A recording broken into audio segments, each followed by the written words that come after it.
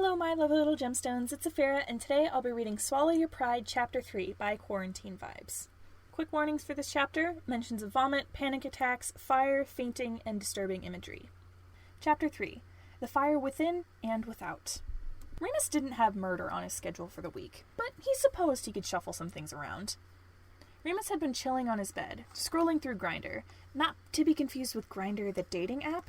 Grindr instead was a site full of organs, bugs, and other fun things being grinded into itty-bitty pieces. It made for a wonderful night in, when someone slammed onto his floor, scrambled a few times to get their footing, and launched themselves into Remus's bathroom, hurling rather loudly. Remus wondered if someone had food poisoning, and since they did show up in Remus's room, it would only be polite if they let him watch. And so, Remus sauntered into his bathroom, keen on getting as many graphic details as possible, when he stopped. It was Roman. He and his brother shared an interesting relationship. They would fight each other in the imagination often, trying to best the other in creating the strongest beings they could imagine, but they also shared the strangely mundane interactions that most siblings did. A few weeks ago, they tied their sashes together in an attempt to create a human slingshot. It didn't work. Roman was constantly stealing from Remus's candy drawer, and Remus paid him back by hiding mousetraps in his shower. Roman had popped into Remus's room many times before, and Remus had done the same to Roman, but this was different. Roman didn't even look like he could see Remus at first. He was busy throwing up what looked to be an entire harvest festival and scratching insistently at his arms. Remus watched in dazed shock for a moment before Roman started carving small tendrils of red, and Remus shook his head and tried to peel Roman's hands away. Remus frowned. Roman didn't have a fever, but he was shaking uncontrollably. Remus wasn't sure what to do. He wasn't exactly the comforting type, but he had seen that rubbing someone's back may help them feel less nauseous, so Remus tried that. It seemed to work for a bit until Roman had screamed, "Stop it." Remus wasn't sure who he was talking to, but realized he didn't care when he saw Roman's face. Wet. With tears? That couldn't be right. As if to directly contradict Remus's thought process, Roman let out a sob, and then another, and another, until he was practically drowning in them. Unsure if it would help, he began to awkwardly pat Roman's head. Remus felt a strange protectiveness well up, accompanied by the not-so-strange urge to bash the person responsible upside the head. He and his brother fought a lot, sure, but they were still brothers. After having what seemed to be a very one-sided conversation, a very snazzy, if Remus did say so himself, costume change, and a few moments of Roman calming himself down, Remus sat on Roman's bed as his brother buried himself in a thicket of blankets. Roman blinked at him from a small opening. "So," Remus started with a whistle, "wanna tell me what happened? And who I have to kill?" he tacked on as an afterthought. Roman scuffled around a bit, hands tightening from inside his cocoon. "Not really." Remus sighed, but nodded. He pulled up a chair, conjuring some water and Tylenol. "What are you doing?" Roman asked, squinting. Remus handed him the water. "Hush now, little brother. Drink your medicine." "Remus, we're twins." "Yes, but I'm older." "Says who?" "Says me." He shoved the pills into where he thought Roman's hands were under the blankets, and watched as he drank them. "I know enough about vomit to know that if you do enough of it, you're going to be crazy dehydrated and left with one hell of a headache if you try to sleep it off." Roman drained the rest of the glass and eyed Remus. "That's not what I meant," Roman said quietly. "What are you doing pulling up a chair? I'm in my room now. You can leave. I'm fine." Remus laughed. "I don't need a snake to tell me that that's a flat-out lie." Roman flinched. Remus narrowed his eyes, but Roman just rolled over to his side. "You don't have to stay, you know." Remus cackled, leaning back and pulling up his phone.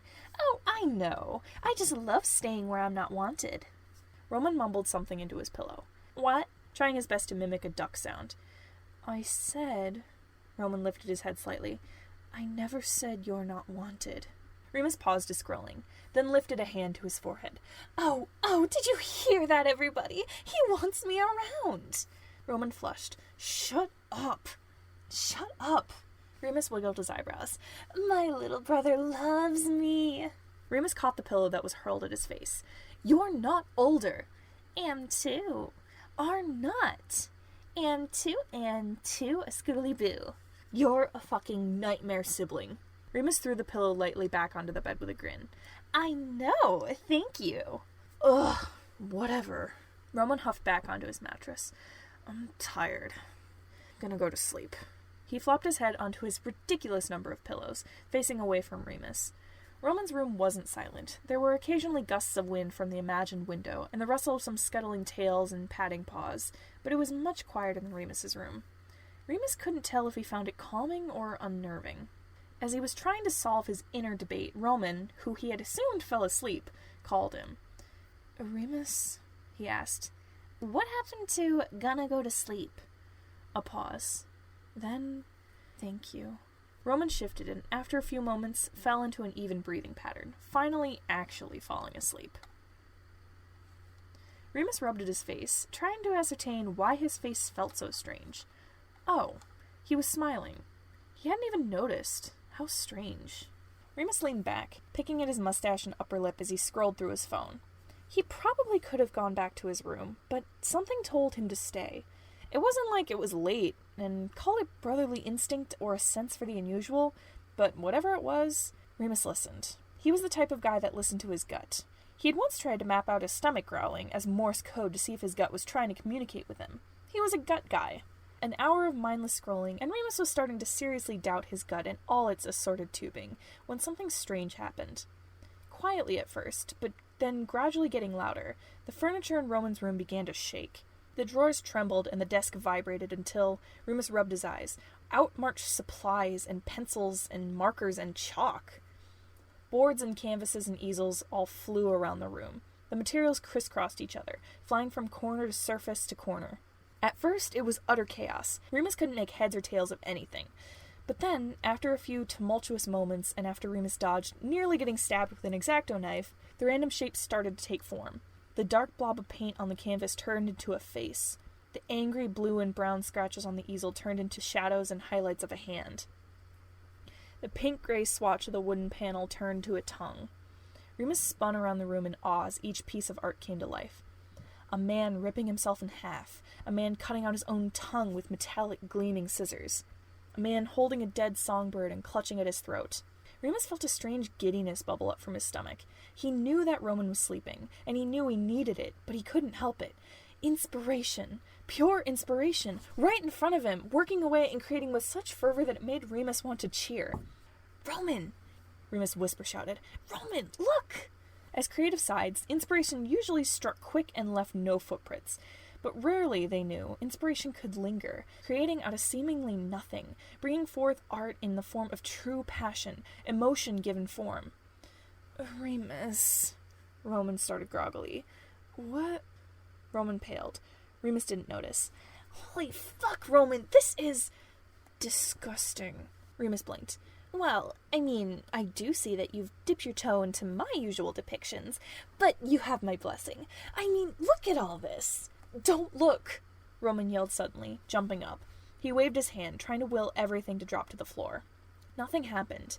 If anything, the materials worked even faster, creating more portraits, more paintings, more art.